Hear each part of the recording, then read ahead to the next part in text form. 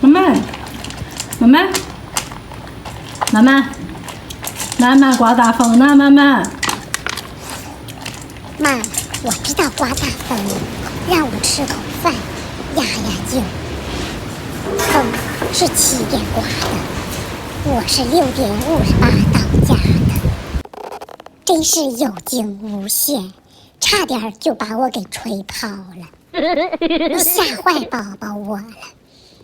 今天看了新闻，全县不，全市都刮风了。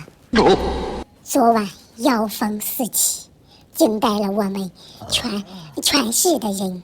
我看样子这只妖修行没到家呀，树枝子都没刮下个大件的来。